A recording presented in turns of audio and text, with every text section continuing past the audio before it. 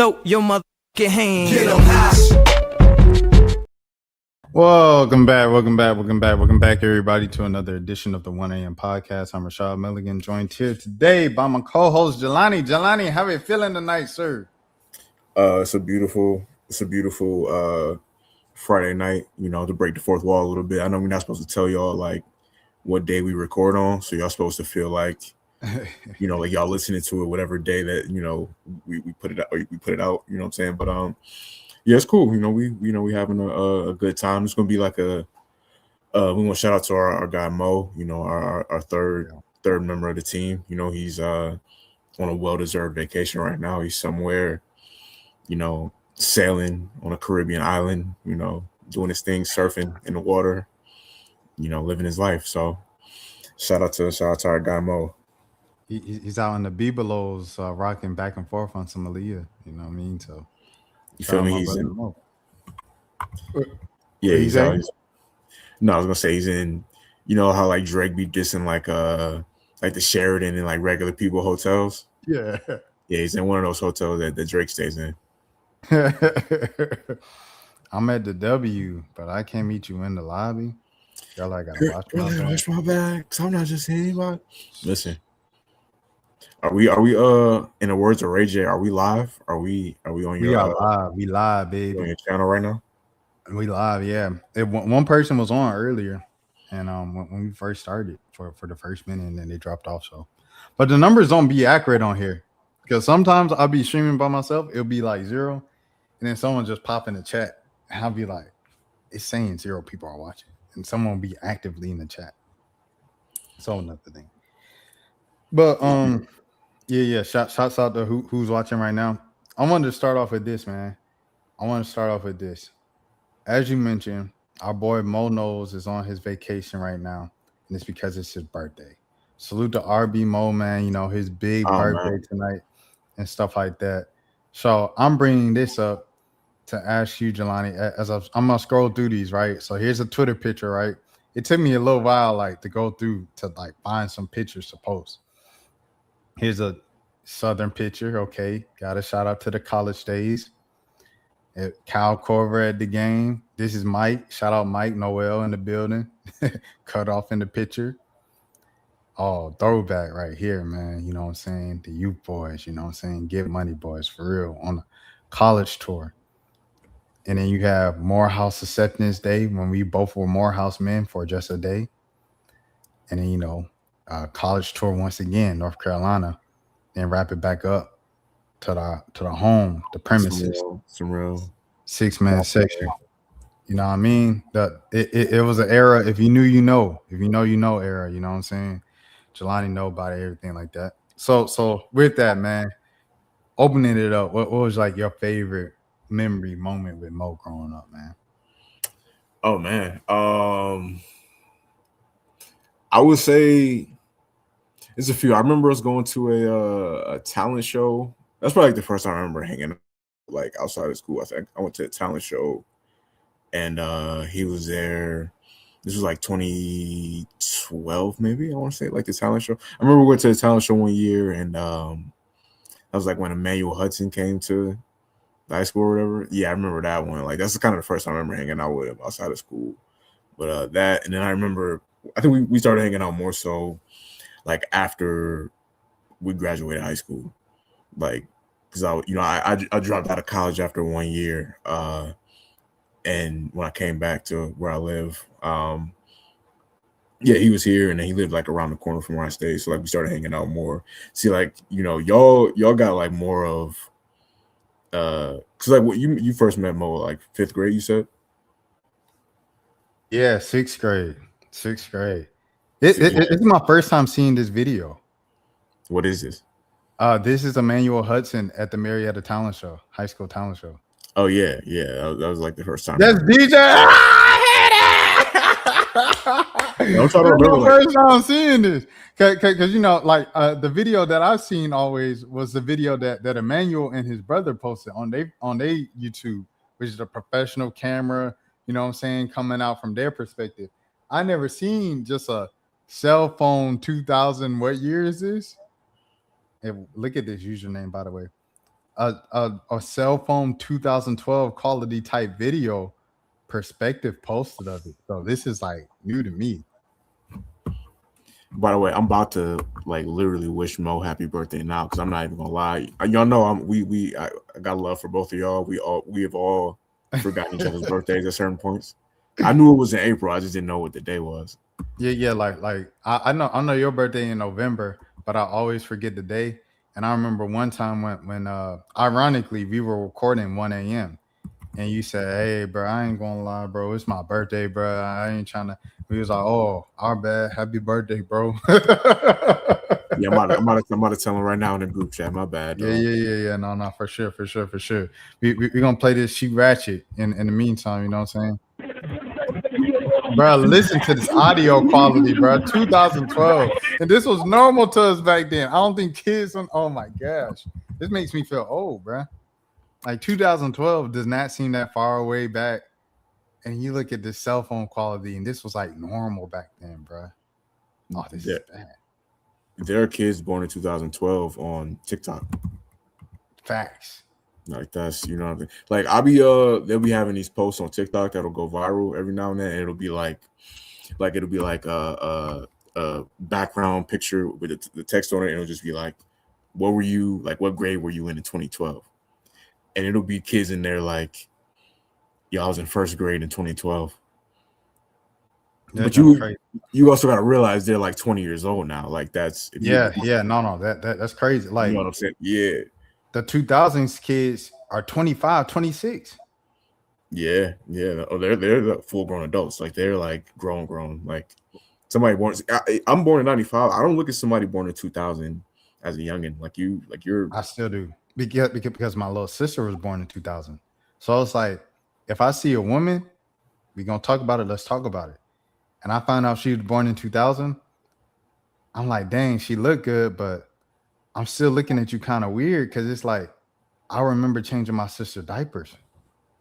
I get what you're saying, but for me, like I would say, probably like 2000. Being lenient, I would say like 2002. 2002 on up, like and up. I would say you kind of grew up around us because like I had nah. I ain't gonna lie, bro. Being born like during Nelly, It's Hot in Here is kind of crazy.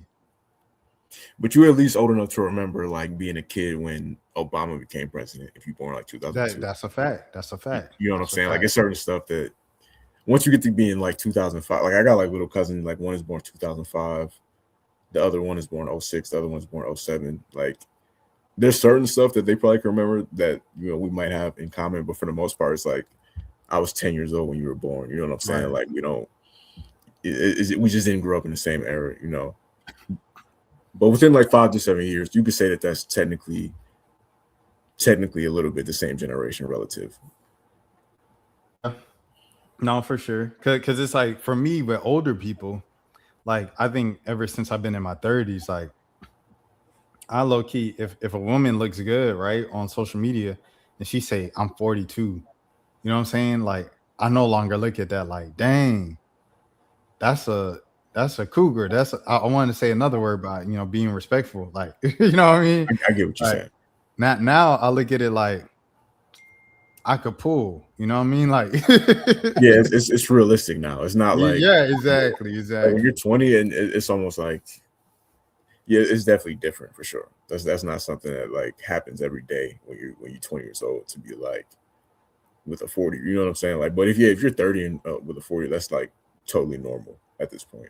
But you do have some people. I know it's like Gen Z. They don't, or younger Gen Z, like they don't play about the age gaps.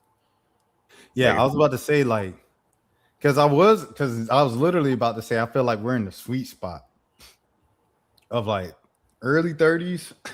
You can go 25 all the way through like 45, bro. I was just about to say that. I was gonna say that exact number, like 25 to 45. Yeah. Cause you can go past 35, like you know what I'm saying? Like, shout out to my people out, you know what I'm saying?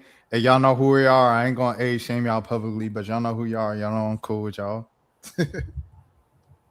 Yeah, I mean 35, you're like 35, I'll say you're technically like you're definitely kind of like not a full generation ahead of us, but you're definitely low key from like it's definitely a difference, but it's I don't know, it's close enough in age, like 35 and 30. I don't think is that big of a deal. You know what I'm saying?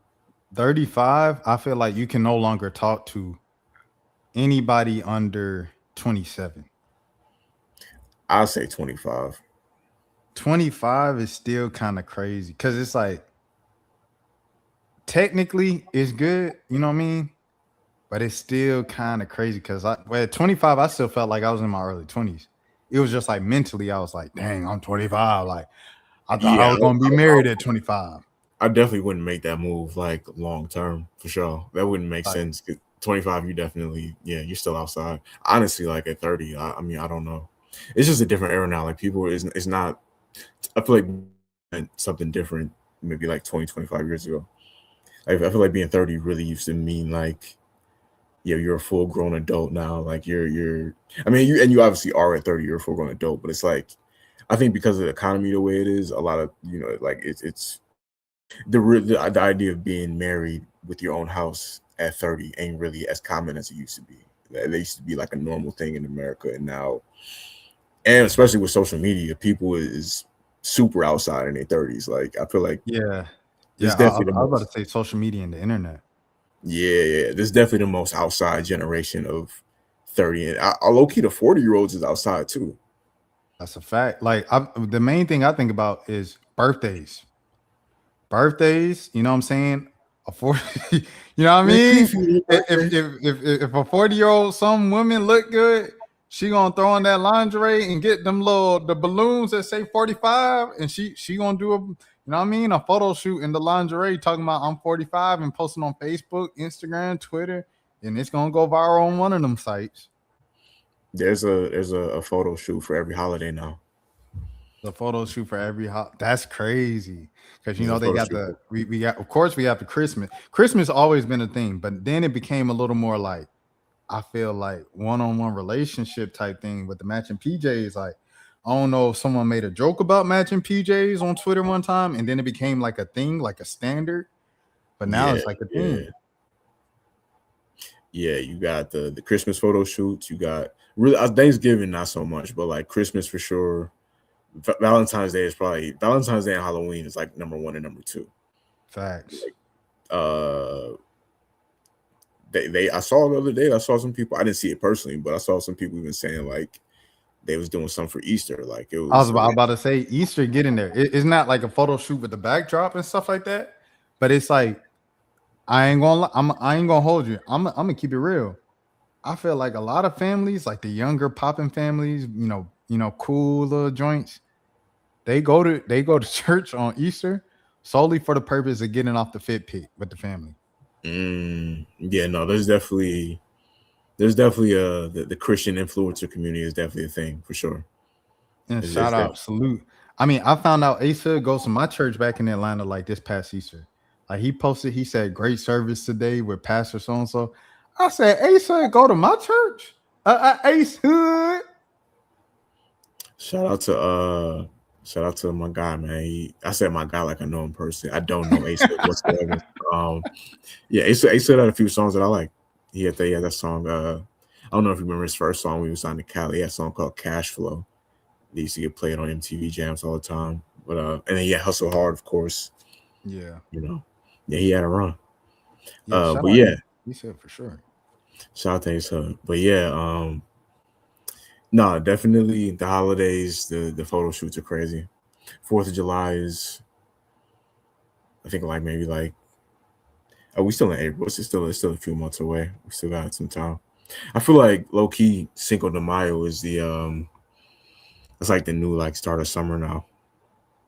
Facts. Fact. I mean, I think the older you get, because the older you get, the more you kind of make up what summer is.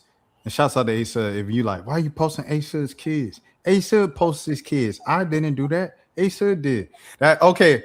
I got a side note question for you with the Charleston White, the baby situation, right? So who was it that said it? It was like dang, I forgot who, but it was some rapper, right? That was talking about the baby Charleston White situation.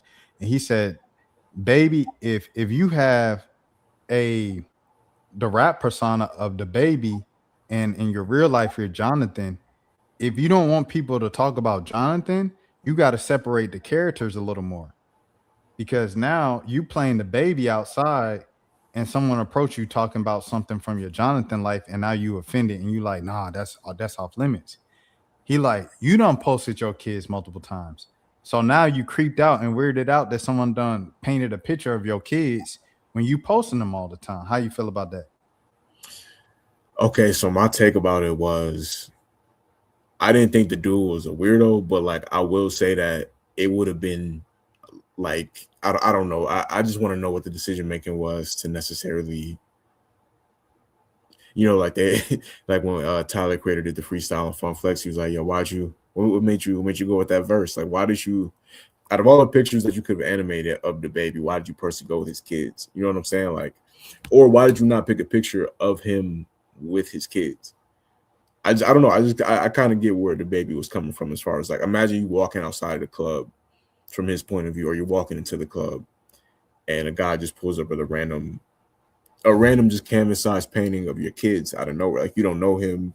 This wasn't scheduled. You got like a bunch of people snapping pictures. It's a lot to it's just a lot to process in the moment. Now, as far as like the aftermath, I'm glad they was able to resolve it or whatever, because I don't the baby has been canceled enough times. Now I don't want to see him get in any more trouble. But yeah, I don't know. I feel like it kind of got blown out of proportion. I saw people trying to make it seem like he's like a bad guy over the situation. I kind of got where he was coming from a little bit. I definitely understand where the baby's coming from. It was Ray Daniels, by the way, the dude who I was thinking of that had this take on the baby in the pictures and stuff like that. Yeah, like I definitely get it. um, but when Ray Daniels said what he said, I was like, dang, I didn't think of that. Like, if I want to protect something, I just protect it. Like, right? Like, so like I don't, just openly just post my mom all the time on my YouTube, or my parents, or what I'm saying, my siblings. I don't post my family all the time on my YouTube channel. And I post 8 times a day on YouTube, darn near, you know what I'm saying? Go live every day almost. So it's like I made a decision that I don't want my family members just out there on the internet like I am, because I just have random strangers and people who come to my page new every single day from an old video from 6 months ago, a few months ago. They'll comment on it and come across my channel for the first time, and they'll say something that's a lot of times over the line, like, you don't know me, bro, and you just saying this and da da da da da. And I don't want my family to be involved with that when they didn't ask to be in that. So it's like, for the baby, I get what Ray Daniel's saying. If you don't want people doing stuff like this with your daughters, don't be posting your daughters. From that point of view, I get what you're saying. I mean, to a certain extent, like when you do become a celebrity, it shouldn't be this way. But the honest, truth about it is that you do sign up for like certain weird stuff to happen. You know what I'm saying? Like if you work at the subway station at the substation at Publix, like you don't have to worry about anybody running up on you with a painting of your kids. It's just a certain thing that comes with being a celebrity. Unfortunately, it's like stuff like that. The paparazzi, people running up on you for interviews, like and that's why they have security and things like that. But yeah, I didn't think it was as big of a situation as people tried to make it out to be. Like the baby he's had some real situations, like everything's got physical. Luckily, this wasn't this wasn't one of those. No, for sure. And then you know how Charleston White, he the ultimate instigator. He got in the middle of it. You know what I'm saying? Like, Charleston White could have took it there. You know what I mean? But the baby didn't let Charleston White push him to those limits. You know what I'm saying? And make him go across the line and stuff like that. I mean, do we want to talk about it right now? We want to get into it. What, you know what I'm saying? What folks is talk. Do we want to do it right now, or do we want to go back to Emmanuel? I'm about to say Emmanuel Lewis, Emmanuel Hudson, Marietta, and stuff like that. I'll say my favorite moment right now before we get into it, right? Because we about to get into it. With Mo, man, I'll probably say, I'll say to jump it off and stuff like that, I gotta say the games, bro, in high school, going to the Marietta High School games, our high school basketball games, because that was really the first time like I got off the porch, per se. I got out the house, I got in social situations on a regular basis with kids from my school. You know what I'm saying? And it was largely because of Mo. Like Mo was kind of getting me out there and stuff like that. And I used to go to the games as a kid. My neighbor, his dad used to take us to the games as a kid, Marietta and stuff. But I used to watch Angel Robinson there. That's how I even knew of how great Angel Robinson was, as opposed to just hearing her stats and seeing this tall girl go to UGA and the WNBA eventually. I got to see it in real time. I got to see her go against Maya Moore, who's the best high school basketball player I've ever seen, boys or girls. But going as a student myself, in the student section being the way it was, I remember they beat Walton in overtime, and that was like a huge upset in the area in Cobb County at the time. And then the student section, they stormed the court. It was like Peter Savick and all of them and stuff. And that video was just kind of like on Blue Devil News. And like Mo would be talking about it, like, bro, like they be going up at them games, bro. Like Jalen and Logan, like they be going up. So I was like, oh, bet, like I gotta go. So I started going with Mo and standing in the student section. Oh, I was like, bro, this is fun, bro. Like I'm having the best times of my life. And that's where I was like, what I'm saying, started building that connection with Logan and J-Mac and, quote unquote, the popular kids. And that really got me to the point where in senior year, I was kind of relatively known around the school, as opposed to being a kid that nobody knew as a freshman. So Mo got me out of that shell. He got me out of my regular social circle. So I say them basketball games, definitely one of my favorite memories. And then, I'll say this one of the basketball games, the Kennesaw Mountain game, K-Side. Kennesaw Mountain students started calling themselves K-Side, trying to be all cool. I don't know how many ways you try to twist it, turn it. Kennesaw Mountain does not sound cool. Like, it does not sound hard. Like, it just sound white. Kennesaw Mountain just sound like a white school. So, like, they try to do the K-Side. I was like, all right, bro. So we went over there, Kennesaw Mountain. I think they beat us. I think they beat Marietta. And then so we in the parking lot, Kennesaw Mountain students talking trash. Marietta, y'all ball back off. And we pulled off playing like some Chief Keef or something like that. This man Chris tore his meniscus, so he on crutches. Boy, Chris rolled down the window from the back seat and he stuck his crutch out. He stuck his crutches out like it was a gun. Yeah, he started waving it, bro. Yeah, no, that was Kennesaw Mountain definitely was not the toughest school in Cobb County. Bruh, but the K-Side thing, that became a mini rivalry because like their student section was just annoying, bro. And they just like, it's just a white school, bro. So even though they had black kids, it was like, to what people in Atlanta think that Marietta High School probably is, like that's what Kennesaw Mountain actually was. Like, I think people in the city of Atlanta, like they probably thought Marietta was like East Cobb. And it's like, no, it's two different sides. Marietta, I don't know. It wasn't dangerous at all. It wasn't. It was like, I don't know. It was hard to explain. Like I felt it definitely was not a dangerous school, but it was a lot of wild stuff going on. It was majority black, and it was like it's more so like bad kids as opposed to dangerous. There's a difference. Like I felt like Osborne and Pebblebrook and Cobb County, they teetered the line of like, this is like going to a city school.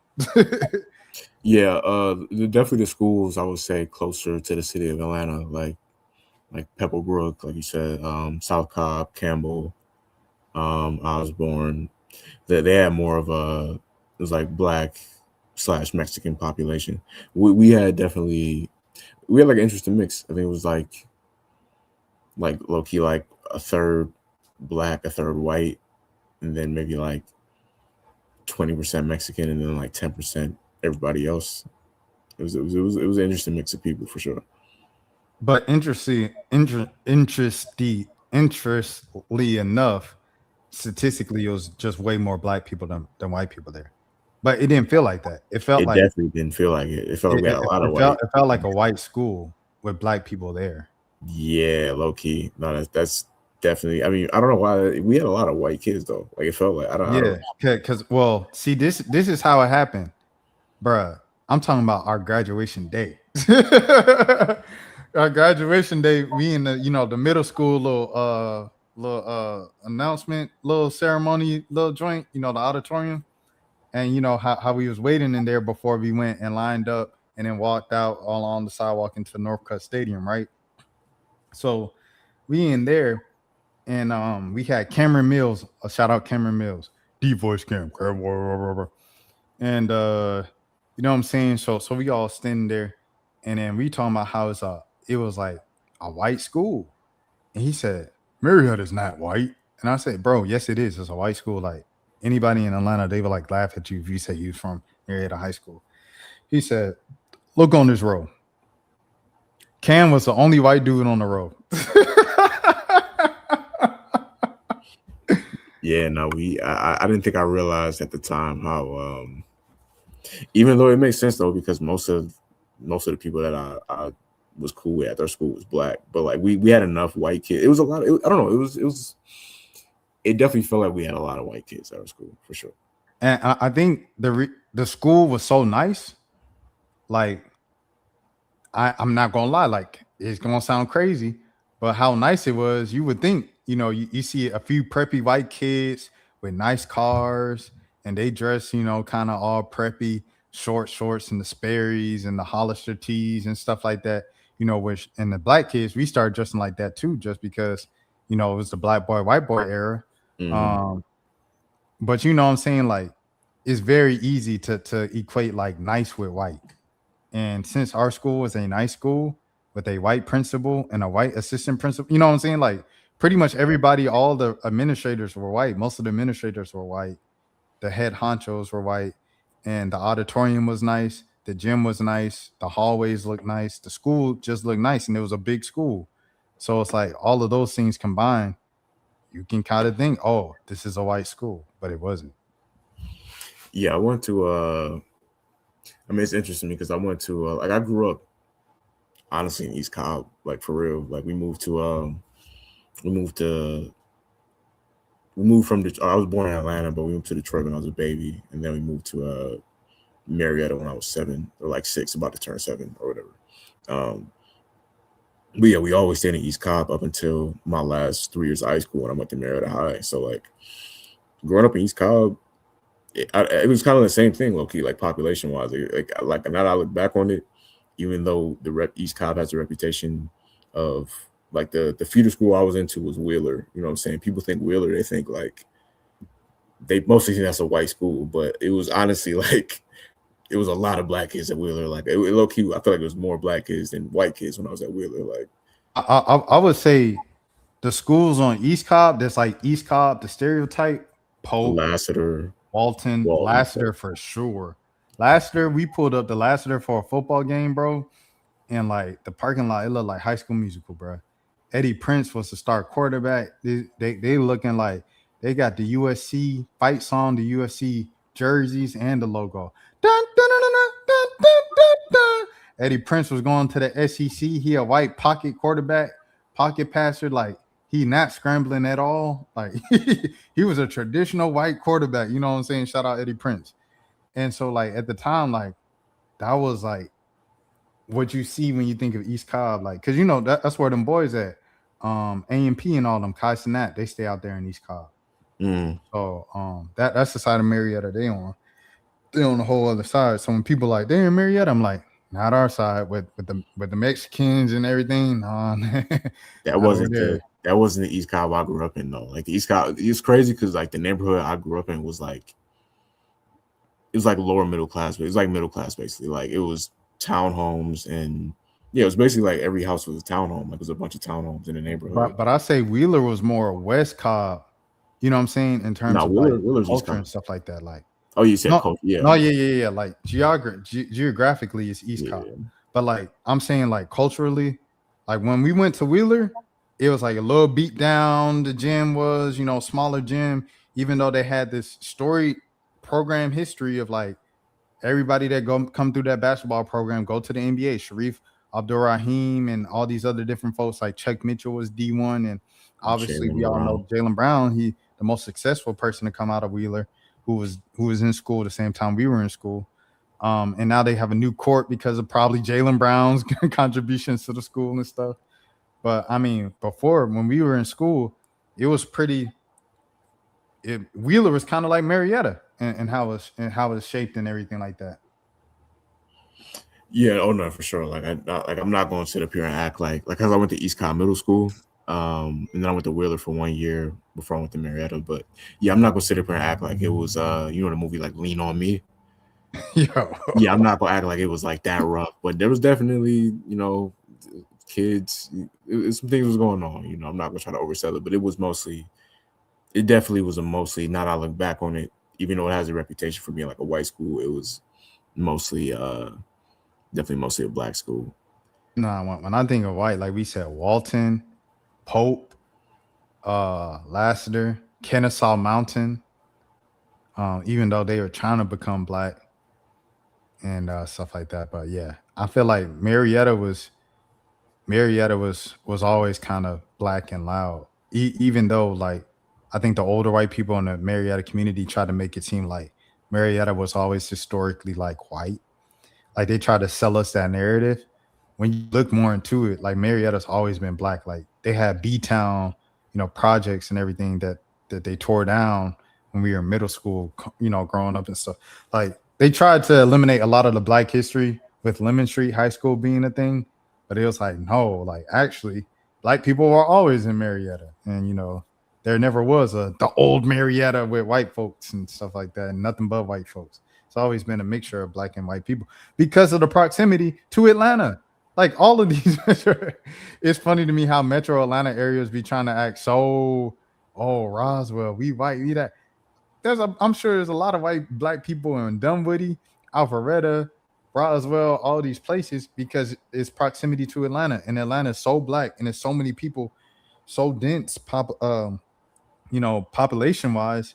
Like it's bound to spread to all the surrounding areas. So when that's another reason why I think the whole, as we come off of 404 day, the whole arguments of what's Atlanta and what's not, kind of based off of like blackness and everything like that, which it has an undertone to have, it's kind of dumb because it's like Atlanta has so many people, bruh. Everybody can't fit in Atlanta. I'm probably gonna send a tweet about this at some point, but like Atlanta, people gotta look at it like this, bro. Like the same way, like you got, and I probably said this on the podcast before, but like the same way that you got, in New York, you got Manhattan, like that's the core of New York, and then you got, Harlem is in Manhattan, and then you have, you got the Bronx, you got Brooklyn, you got Queens, I said the Bronx. Yeah, Bronx, Brooklyn, Queens, Staten Island. You got the boroughs. Like that's what Atlanta is at this point. Like the city of Atlanta only has, I want to say like 600,000 people, 600,000, maybe like 800,000 at the most. I want to say. I can actually just look it up, not be lazy. But yeah, city of Atlanta population. It says 520,000 people. Like this, the actual city of Atlanta, not Metro Atlanta, the city of Atlanta. So like the boroughs, or technically speaking, as far as like if we compare it to New York, it would be Fulton County, obviously, because the city of Atlanta is in Fulton County. Clayton County is right there. The airport is in Clayton County. Gwinnett, DeKalb, and Cobb. That's the Metro Atlanta area. Like now you got these other counties that, like, if you want to be, like the extra ones like Rockdale, Henry County, stuff like that, the extension counties, that's a different conversation. But like the core five, I would say, are those ones right there. Yeah, the metropolitan right here, you say metropolitan area goes over 6.4 million. And then for New York, it's 8.5 million. So even the whole Metro Atlanta and all of the New York City boroughs and stuff like that, it's still New York. It's just too many people up there, bro. It's just too many people up there in New York.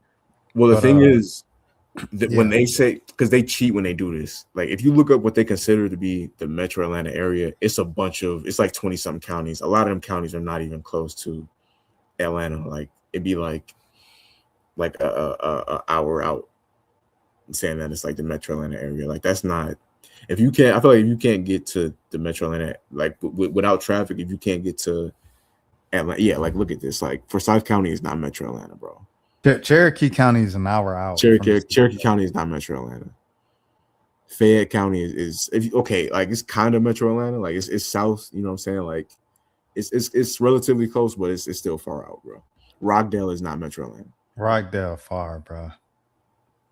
Like for me, Cobb, Douglas, Fulton, Clayton, DeKalb, Gwinnett. I don't know. What is this? That's like unincorporated. It's like Milton, like Alpharetta. Okay, this count is Metro Atlanta. That's it. These they don't even connect to Atlanta. Forsyth and Cherokee are not. No. So this who Amaretta when she do part 3, Cherokee County is not Atlanta. I feel like it's so understood that Cherokee County is not Atlanta. She didn't even have to say it. Facts. But you know, I mean, I don't know. I wonder, like, I got to look back at all the interviews she did after that song came out, because I know one of those interviews had to ask her about, like, you literally did the video at the Battery. Yeah, that's true. Yeah, no. But you'll have people say, even though like it's technically and it has an Atlanta address, but that's not really Atlanta either. Like that's really like Smyrna, honestly. Yeah, because I mean, I think Cumberland Mall and the Battery has, like you said, the Atlanta address, and then the airport in Clayco has an Atlanta address, like because the city of Atlanta owns the airport. I don't know if you knew that. I learned that like 3-4 years ago. I never knew that. Yeah, I didn't know that either. I always thought the airport was just in College Park. No, it's in Atlanta. Like Atlanta owns it in College Park. But it's College Park though. Like yeah, that's College Park. It's Clayco. That's outside. That's outside for sure. Yeah. The cab at this point is Atlanta, bro, because people ever since Future and Zone 6 started taking over rap game, like people started claiming it. People started claiming Migos once Migos got hot. So they count as Atlanta, bro. Like yeah, before Migos, nobody was. I've never heard. How many times in your life? I want to ask you this. Like, as somebody from Cobb County, how many times in your life have you stepped foot in Gwinnett County? We went up there for basketball, for Marietta stuff, like in the state playoffs, and then we played Grayson one time in football. So we went over there for like band stuff and school sporting events. But I'm thinking like just on the regular, because the furthest I would go, bro, would be the Cabs Farmer Market, bro. The Cab Farmers Market would be the furthest I would go growing up. So really Gwinnett, if anything, maybe like once or twice a year, I'll say, but not even like a planned thing. Like I think I went to the Mall of Georgia maybe like once on a field trip when I was in summer camp as a kid. That's kind of it. I literally have been in Gwinnett County maybe 4 times in my entire life. Like even now? I'm saying in my whole life, I might have been in Gwinnett. Oh no, I've been in Gwinnett a bunch of times now. Like ever since I graduated high school, I'll be in Gwinnett a lot. Yeah. Okay, yeah. No, I've never Cobb to Gwinnett is like it's an hour, bro. That's like the Bronx to Brooklyn. Like it's crazy. Like that's a trek. Like that's definitely a journey for sure. Yeah, because we used to record the A-League podcast in Gwinnett, and then when I was doing acting, like a lot of stuff would be out in Norcross, like little auditions and everything that I used to be doing used to be out in Norcross. Jobs used to be out in Norcross and stuff like that, like job fairs and everything. I just do a bunch of like random stuff out in Norcross and Gwinnett area. So yeah, I'll be acting. I acted a lot in Gwinnett, which is like weird. It's stuff that you don't realize until like years later when you're talking about it. But yeah, I'll be out in Gwinnett. I ain't gonna hold you. And then now I got people from Gwinnett from college. But before then, as a child, no, we rarely went to Gwinnett. Yeah. Yeah, maybe at some point down the line. I've heard good things about like certain. It's for not really mostly about the food. I've heard that there's great food out in Gwinnett. As far as they got like I don't know what the name of the buffet is, but they got like it's like one of them buffets that's like $50, but the quality of the food is crazy. They got like crab legs, all types of stuff over there. Like, but like not the low quality crab legs, like the real buffet crab, like what I mean, fresh out the ocean. We're not really fresh out the ocean because we in a landlocked state. That's a whole different conversation. But yeah, no, they got the good crab legs. You be going to the Cab Farmers Market, bro? I've heard good things about it, but I've never been there. Oh yeah, they got the quality, just food. Period. Like it's expensive, and you can only pay with like a debit card. You can't do cash. Nah, I don't think so. Like you can only, and I don't even think you can use a credit card. Like you got to use a debit card over there. But like it's real nice. Like they got the crab legs, and it's the whole world. Like the Cab Farmers Market, you got a little flag. It's got Ethiopian food, Kenyan food, Asian food, Japanese, Korean, all that. Yeah, it's Is it like like it's cold in there. is it like people actually cook it? Like is it more of a grocery store, or they got people making food there? Like No, can you they buy like got cook food? it's like the deli, but it's just like it's just a longer deli. So you got like in the little seafood section, you got people with the fresh seafood with the joint on the ice, and they get it ready for you. Like kind of like the deli at the grocery store, but Okay, it's just okay, like it's more space to do it because it's the size of a warehouse. It's like a Sam's Club, to be honest. Yeah, okay, that's a okay. I great way thought to it was describe like it. an outdoor thing. I don't know why. No, no, no, no. It's indoors. It's a warehouse. It's like a Sam's Club size thing, and it's cold in there, but like they have everything in there, dog. And it's like the freshest stuff, like the most healthy stuff. But you're gonna see it in that price tag, and like I said, that you can only check out with a debit card and stuff like that. So that's over there in the cab. So yeah, yeah. I mean, I'll be on the east side because now like my pops stay in Stonecrest, so I'll be on the east side a lot. And that's how I got acquainted with the east side.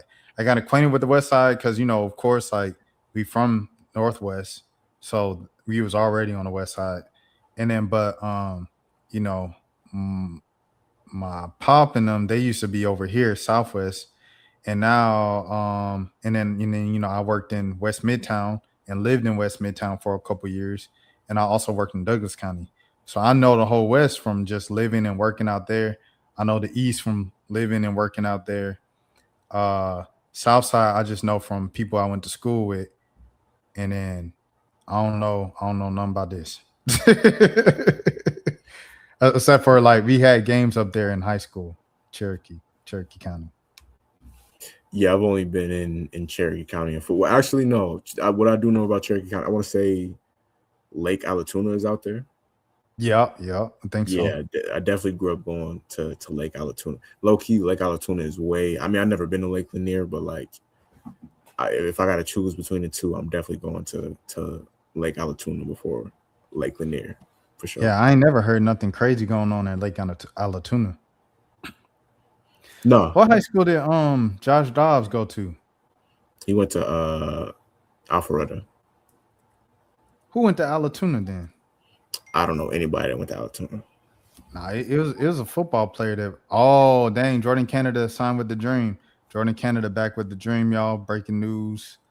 I got to do a live talking about all this WNBA news at some point, but yeah, Israel Abrams. What the heck they got to do with Josh Dobbs? Yeah, yeah, he went to Alpharetta. I'm trying to. Someone went to Alatuna though. He 2013. Yeah, I knew he was 2013. Dang, let me look at this class real quick. I want to look at this class. Let me see. It's not letting me go there. Hold on, where are we at? Because I want to see this now. You probably got to have a subscription to do it. To look at 2013. Yeah, ESPN, they try to monetize everything. Oh no, 100%. We the same way. And it's like after a couple months, everything go under a paywall. Yeah. I mean, I'll get it now because okay, so we got this is 2013 high school. Oh, this ranking. girls. Yeah, this girls.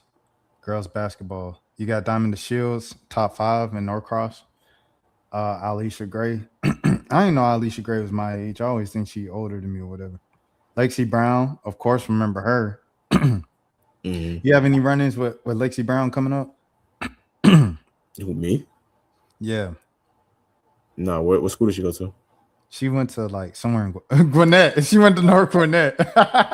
Yeah, no, I didn't know. Listen, girl, I didn't know no kids from. That's where everybody from. Everybody from Gwinnett. All the lit folks. Ruby Rose. That's where Taylor Rooks is from. Drewski, Taylor Rooks, Lexi Brown. Hold on, let me turn off my phone real quick or put it on the thing. Is that joint going crazy? Hold on. All right, cool. Bet. Yeah. No, Lexi Brown, all of them. They Drewski, all from Gwinnett. Lou Will. Yeah, no, Gwinnett is they doing their thing for sure. They got the resources though. They got the resources, man. Like how we have a bunch of people that were popping and stuff like that. We had the resources. All right, so 2013. No, this 2026. Up in 2013. Oh, there we go. All right, hold on. This is the riveting content that people want to see. Hold on, it's loading up. It's loading up. Oh yeah, you're right, bro. They took it off, bro. They really took it off, bro. They gonna do us like that? You probably got to go to 24/7, huh? 24/7. You definitely got to have a subscription for that. Yeah, it's not the same. So while we speaking on this though, what was the elephant in the room topic that you? Oh yeah, man. You know we got to do it. Hold on. Number 1 in our class in the country was Robert Kimdichie. We knew that, but I didn't know Chris Jones was number 2. I didn't know he was my age. I didn't know Laramie Tunsil was our age. Vernon Hargraves. I don't know. Some guys that played in the league were. Yeah, facts. Jalen Smith. Don't know him. Christian Hackenberg, Dorian Johnson, Trey Davies White. Okay, now it's getting a little quiet. Jonathan Allen. I remember Jonathan Allen. Derrick Henry, of course. Derrick Henry, our age. He looked so old, bro. I didn't know he was our age. He ain't even that old. Bro, he had like 10,000 yards in high school. Like 12,000 for real. Well, he old in running back years, but like he, you know what I'm saying, other than that, Reuben Foster, he had a good career. OJ Howard, good career. What were you about to say, Jelani? I said some guys that play. It's a bunch of guys that play in the league on. For sure. Hey, Sean Robinson. Yeah. I remember Max Brown. I don't know I remember him in college, but I forgot. Like he was like doing a transfer thing or something like that. I remember. Did he Bryce Ramsey? You remember Bryce Ramsey? I think he played quarterback. From Camden County. See, I know him from bro. When we was in band, we was at all the games, so we went to the Camden County game, everything like that, where they just went crazy on us and stuff like that. Jalen Ramsey, our age. Look at young Jalen Ramsey. Yeah, I remember he started as like a true freshman and went to Florida State. Yeah, man. Yeah, so he stayed down the whole time. Eli Apple, our age. Okay. Dang. Hold on, let me see. See, we scrolling a little bit now. Don't get quiet. You scroll right past Joey Bosa. Where? Oh, Joey Bosa, where he at? Oh snap! I ain't even recognize. He look ugly. Artie Burns played in the league too. There's a bunch of people that played in the league here. Dang, bro! I seen that boy Tyron Jones. That man crashed out, wasn't it? Yeah, he was supposed to be one of them ones. Oh, he crashed out. Like we said last episode, when you talk about crash out, no, Tyron Jones, he crashed out. What's his name? Boy from Marietta, Eric Gilbert, he crashed out. I never looked up Tyron's case, but he was I don't know, he was always nice to me because we went to middle school and like so I knew him back then, but he was always nice to me growing up. He was a cool kid. Tyron had a situation where he went like ballistic. This joker ended up at Hutchinson Community College. Started off at Alabama, ended up at Ohio Dominican University. The what? Nah, that ain't the same. That can't be the same Tyron Jones. It's the same one, and this a whole different mug, bro. No, I'm Suspended running saying back that Tyron you Jones was talking about. dismissed. I'm saying you was talking about at the Ohio Dominican College. I don't think that was the same Tyron Jones. But I guarantee it. Nate Saban dismissed him from the team. Tyron Jones was indefinitely suspended from the football program earlier this semester. He was given an opportunity academically, but he failed that. He had a very strong odor of marijuana. It was just a different time in 2013, bro. Now that's just you get suspended for the first half of a game. See, oh no, 2025. Oh yeah, it's a different dude. Yeah, I was gonna say that's not the same one. But let me see. Yeah, this is the same dude though. Hutchinson Community College, all the way from Alabama, bro. It's crazy. Yeah, that's the whole thing. Because there was a brief period of time, like in high school, for maybe like 6 weeks, where like even though I didn't even start on the football team, it's hilarious. I was working out with his dad, and like it'd be like me, Tyron, his little sister, these two white kids that went to Walton, who actually, these two white kids, it would like be like, because they had this performance center that we grew up going to, like when we played Little League Baseball, like, but it also doubled as like performance center, like I said. So anyway, I was doing that for maybe like 6 weeks with his dad or whatever. But it's just fascinating because like his dad like basically trained him from a young kid basically to be a running back. Like his dad played in the Arena Football League. And it's just a lot of times when you raise the kids to, especially with football, like it doesn't always work out when you invest all this time in like this one thing. You know what I'm saying? Like you pour all these eggs into this, and Tyron's a great player, but it's like, I don't know. Sometimes like I feel like you push a kid so much to do one thing, and then if it doesn't go a certain type of way, like it's like they don't recover from that.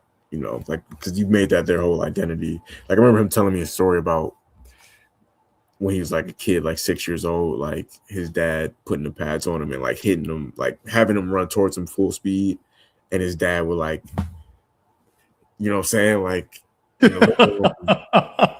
And he'd be crying and they'd have to do it over and over, you know what I'm saying? Like stuff like that. I don't know in the long run how that might impact you mentally. But yeah, I don't want to turn this episode into us just,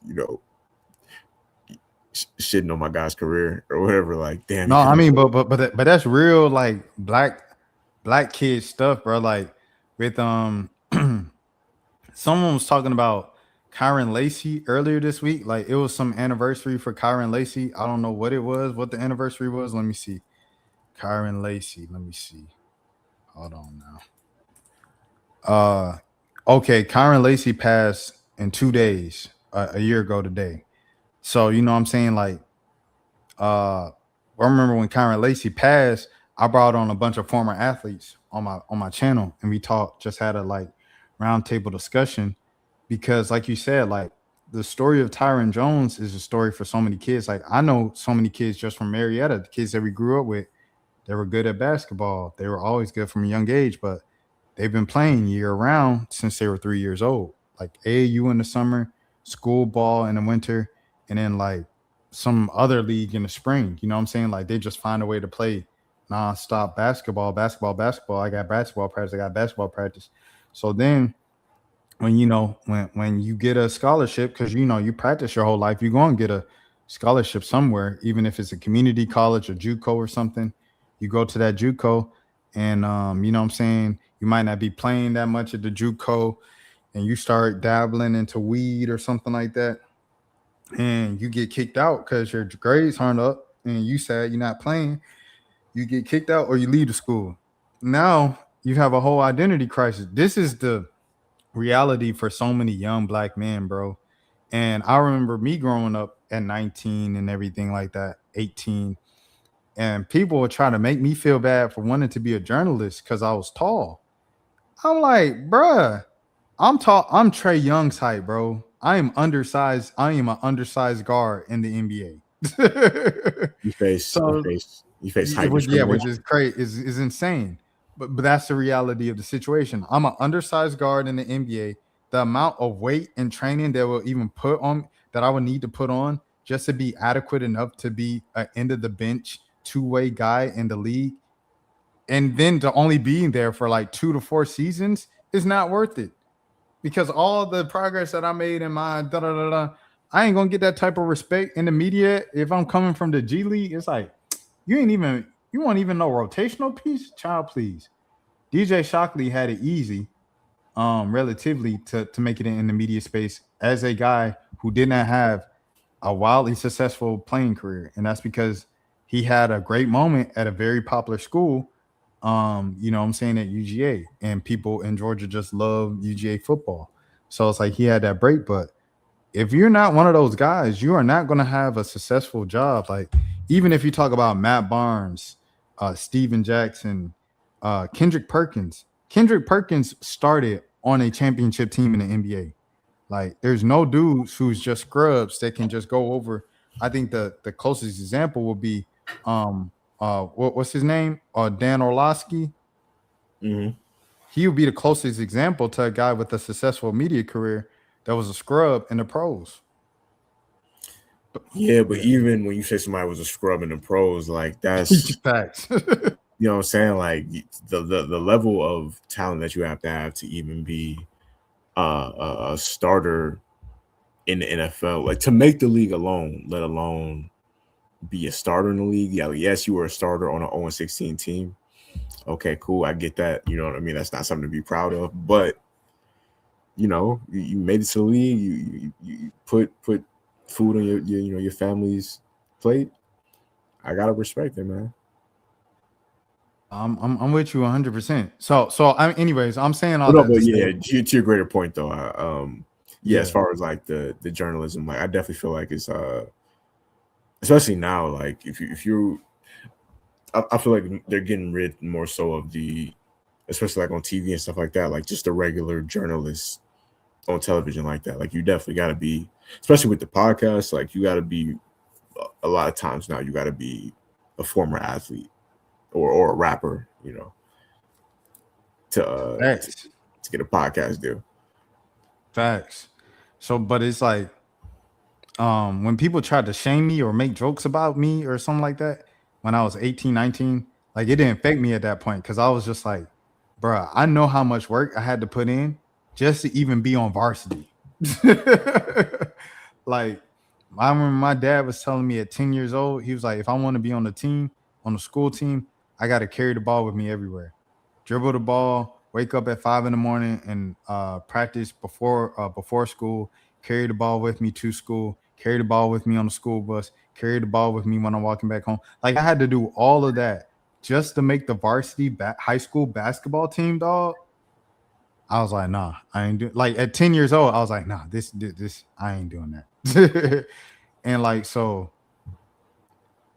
when people tried to, you know what I'm saying, when I was older, a decade later, tried to like shame me for not being an athlete, I was like, bro, like I'm looking at the long game here, bro. Like none of y'all are gonna make it, you know what I'm saying? And then lo and behold, Kenny Moore II ends up making it from Valdosta State to the Indianapolis Colts, and he's had a great career in the NFL. He's one of the better players on the Colts.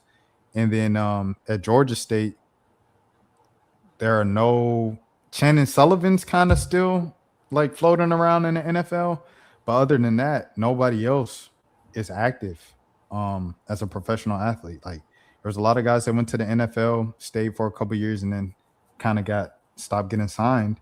In the NBA, RJ Hunter was a thing for a couple of seasons. He's retired now and coaching down the street at Tulane.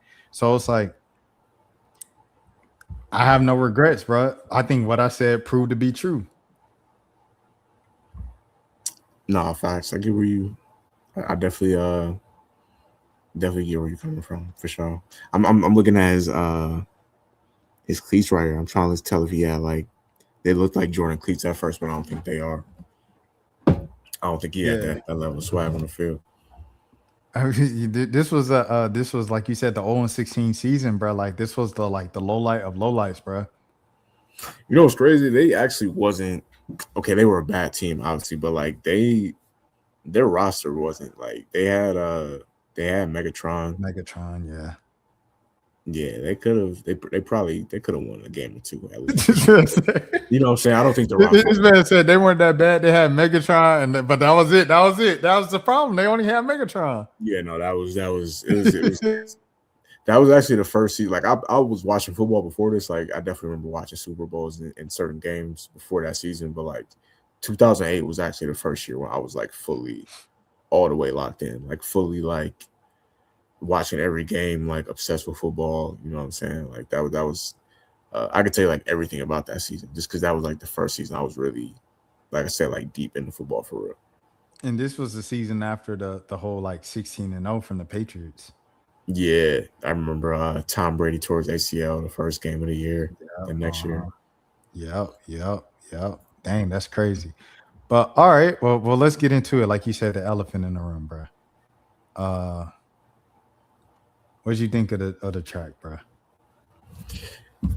This is I'm gonna be honest. Like I've been a rap fan. I would say okay, so like my parents always raised me on rap music, so it's always been there. But like I would say on my own as a rap fan, like summer 2002, I was 6 years old. Okay, yeah, summer 2002, I was 6 years old. That was like my first summer. That was like I said, as a summer we moved to Marietta, Georgia.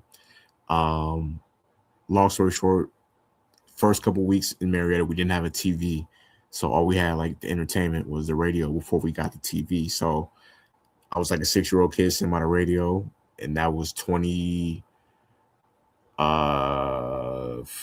years ago. So I'm saying to say I've been a rap fan for 24 years now, and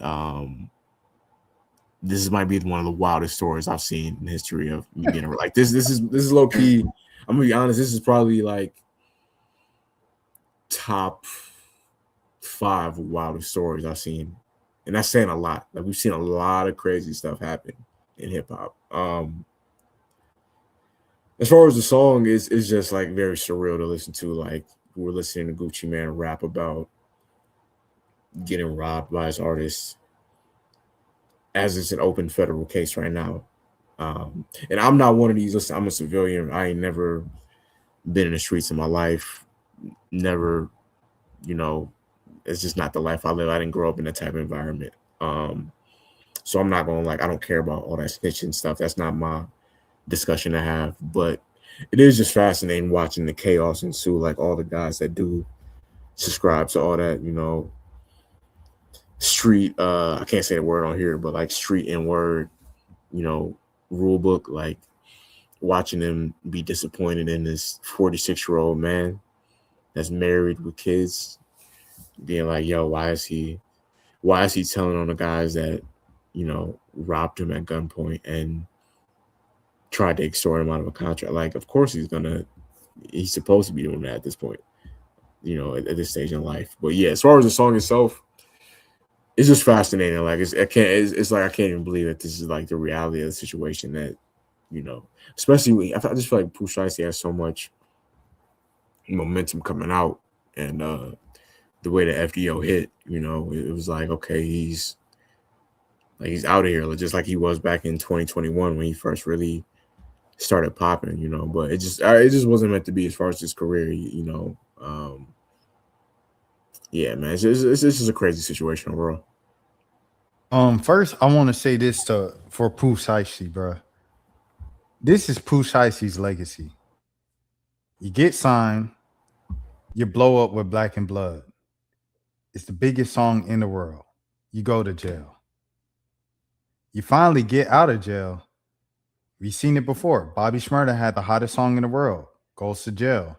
He comes back out. People not really rocking with the new stuff. Fetty Wap is popping, biggest songs in the world. People say he fell off. People moved on. The world moved on from his sound. He goes to jail because he goes back to trapping because he's not making that much money anymore in rap. He goes back to jail for trapping. He comes back out after a few years. People say Fetty Wap's home. He gets the attention. The album sales come out. He only sell 11,000 first week. I hope Fetty don't go back to trapping because music ain't making enough money, and then, you know, he go back to jail inevitably. But that story's to be continued. Pooh Shiesty, you get out of jail and you drop another hit just as big, arguably, it was on its way to becoming just as big as Back in Blood was. You know what I'm saying? Like, this was last year we had the G Herbo, the Every Day Some New Beefing with My. This year we had the FDO. That song was rivaling what the G Herbo song did last year at this point. As soon as it start rising, as soon as you get out, you go back to jail. How dumb can you be? And to all Pooh Shiesty folk that ride for Pooh Shiesty, don't come after me like Jelani say. I'm a civilian. I ain't about that life. I'm on the sidewalk. I'm from Marietta. I'm a suburban kid. But it's just stupid. It's stupid. Your legacy is being one of the dumbest rappers to ever be in the hip hop space. That is your legacy. And you got to live with that. You got to stand on that. You got to stamp it because you wanted to be the realest rapper. And in reality, the reason why the rap game is fake and it's wrestling and everything like that, which other rappers always be calling out, oh, y'all ain't really doing this. Y'all ain't really doing that. I thought y'all was doing this. It's because, bruh, if you really did it, you just end up in jail all the time. Lil Wayne was tired of going to jail. T.I. was tired of going to jail. Joker, I don't know when you going to get out. Because not only did Roderick Davis sign his name on the little legalistic documents giving a statement, he went on because remember, it said Roderick Davis confirmed to police that it was Pooh Shiesty and Big 30. And people was like, dang, Gucci ain't snitched, did he? And then it came out, remember the report said, Gucci Man does not plan to testify. And people was like, okay, Gucci, you still got us, bro. And then Gucci just went out and put this track out.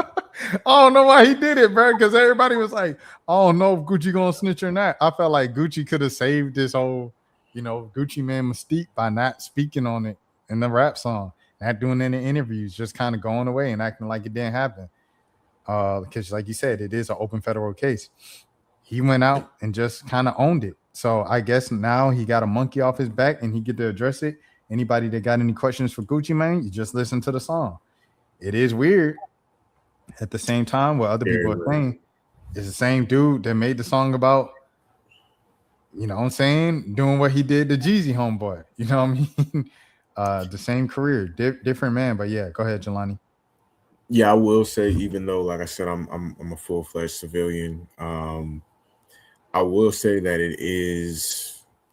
it makes it hard for him going forward to kind of rap about any more street stuff.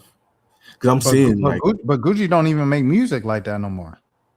He doesn't do obviously the old, like, I'm robbing, I'm taking, like, all that, like, the old Gucci Man stuff, I'm drinking lean, and he's not that person anymore. But he does every now and then. He has like certain references to stuff in his music where he'll speak on, like, you have certain references to guns and things like that in his music every now and then. Like, I just think it definitely going forward should be like more the direction he's been going. Like, just keep going towards the more mature, like, I'm getting money, I'm getting jewelry, like, that should be the lane he sticks to going forward. Because he's gonna, even though I think it's overall stupid to be mad at this, this 46-year-old man for talking to the cops after getting robbed, he is going to lose some fans. There are going to be some people who they still want to hold on to 2006 Gucci Man and expect them to not tell on the people who tried to rob and extort him at 46 years old.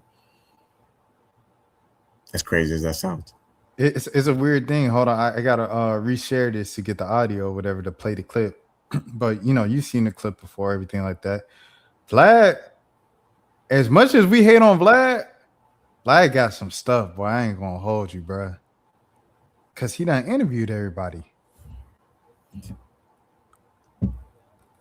Yeah, he definitely he got some stuff in his stash. I don't like a lot of his tactics, but I'm not gonna act like DJ Vlad doesn't have a lot of classic interviews. Like, it was I remember I was looking up stuff before the Michael Jackson movie, right? This man got mad sit downs with Tito and that's crazy. Yeah, like Vlad low key, like Tito on the Jackson. lowest of keys, he got some stuff, bro. But Tito Jackson probably got some crazy stories though. yeah. I watched one of them though, and it was just he literally just told the story that's on the what you call it, bro. Yeah. Well, there's on the movie, The American Dream. Oh, for real. Yeah, That movie is it's technically not a movie. It was like a TV series they put together, but like watching that because they used to play it on like Saturday afternoons on VH1 and stuff like that. Yeah. That definitely used to be like an all day event. Like you had to really be committed to it. I feel like that's one of those things like you do once and then you probably never do again. Like watching the whole thing. It come on in the morning and that thing don't go off until 9 p.m. I remember watching that like I said, they probably came on like 12 and might have went off at like 6 or 7 at night, something like that. Yeah, bro. For sure. That's crazy. Because it's weird how they do play it at the same time. Like they package it as one movie on TV. Yeah. When it came out, it was a week-long thing. I feel like they used to do the same thing. I mean, that's before our time, but like I think they used to do the same thing with Roots back in the day. Like, oh yeah, Roots, yeah. That's another joint. That just be all day, bro. Right. But yeah, this was a movie. I mean, an interview he did. He clipped it up when they did it in 2016, and then I think this probably when Tito passed 2 years ago. No, Tito just passed like a year and a half ago. Let me see. I forgot he passed. Rest in peace, though. Yeah. Rest in peace to Tito Jackson. Cause Vlad loved to post an interview when someone died, bro. I'm like, he do a lot of nasty stuff. I think that's one of the nastiest things he be doing. Him and Adam 22. That's they. Adam 22. They post interviews when they die, bro. They post it as soon as they die, bro. They be like, long live so and so. I'm like, bro, y'all, that's messed up. It's nasty. No, they started it, and now I feel like everybody does it now. Like art of dialogue. I done seen some people I even respect. Like, I done seen some podcasts I respect immediately after somebody died. Now you recycling interviews from 2014. Like, bro, what is the like? They're not even that same person that they was back then. You know what I'm saying? Like that's crazy. Facts. Tito passed like 8 months after Vlad posted the whole interview. So he didn't do it after he passed. So that's good news. I think when he passed, I think he moved to Oklahoma, like Tulsa, and they were like, yeah, Tito, they live here. And I was like, that's crazy. Bro, like the next week, that's when he passed. Like it was insane timing. But yeah. Or it was like the Jacksons just performed in Oklahoma. Let me see. Tulsa. Yeah, I just put up Tulsa. Tito's place continues to plans for construction. Yeah. He was living in Tulsa, Oklahoma. So when I was in Tulsa, because remember that one episode where I was like shouting out like 10 people in Tulsa, and you said how do you know so many people in Tulsa, Oklahoma? Oh yeah. Because I was riding around the Tulsa streets, bro. Shouts out all my folks in Tulsa, man. Like Tulsa's like one of them places that got like it's probably more active than not active as far as like being hood, but like more active as far as having stuff going on than what somebody might think. Just because I know it's like a college town, isn't it? Nah, it's because right now they rebuilding it. They rebuilding it to like the Black Wall Street thing. There's a Tulsa University over there for sure. That's where B. Lou and Zias went. They played football on the Tulsa University team. I'm looking up the population of Tulsa, Oklahoma. Yeah, low key. That's what's crazy. The population of Tulsa, Oklahoma is only 100,000 people less than Atlanta. That's crazy. 415,000. Hold on, I was on mute. I was like, that's crazy because it definitely does not feel like that. That's insane. Yeah, it doesn't feel like that. Like the downtown feel like a downtown of a small town. Yeah, I was thinking it was gonna be like 200,000 people or something like that, maybe. Yeah, 400,000 is crazy. That's actually kind of crazy. But yeah, they got a lot of people, a lot of black people specifically, black tech professionals and stuff like that who have moved out to Tulsa because of the I don't know who like made this decision or whatever, but someone just decided like, yo, we gonna go back to Black Wall Street in Tulsa, Oklahoma, and try to build the new Black Wall Street. So they made a whole kind of dedication thing to it. They have a black media outlet called like the Wall Street Times, the Black Wall Street Times, and stuff like that. Um, Shouts out to my people over there, the editor and everything who lives in Atlanta, Frankie. So yeah, Nehemiah Frank. So I don't know. They got it going on in Tulsa for sure. Like I know some folks from Cobb that's out there in Tulsa because they're entrepreneurs and they all work together. It's a strong black entrepreneurial community out there. Yeah, Tulsa, not to make it not to be like overly freaked out or whatever. Tulsa is one of those cities that probably does have like a sneaky amount of like beautiful women out there. I feel like Tulsa's probably one of those places. I ain't gonna. I ain't. I'm a, see. I know people out in Tulsa, but I ain't been there in a couple of years. So if you still have my number and you pull it up and you see this clip, hey, I can live with that. It won't like a dang. I didn't know that was out in Tulsa. It won't like that. You know, it's some places I've been where I'm like, dang, I didn't know that. Like Alabama, oh for sure. Like place like Montgomery or something like that. You'd be like, dang, I didn't know they was out in Montgomery like this. You know what I mean? Like, I say something like that, Alabama or Mississippi. There'd be a lot of places like that where you ain't know they was at. Tulsa, not one of them places. Respectfully, respect. And shout out to Tulsa. Shout out my people out there. I definitely feel like I could see it, and you would know obviously. Well, I definitely feel like Jackson probably was crazy out there. For sure.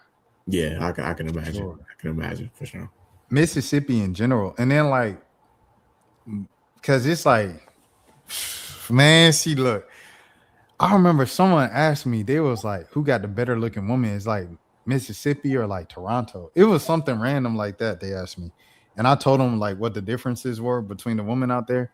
But it's like it's like a natural beauty out in Mississippi because with the internet and Instagram, like there's no more regional stuff.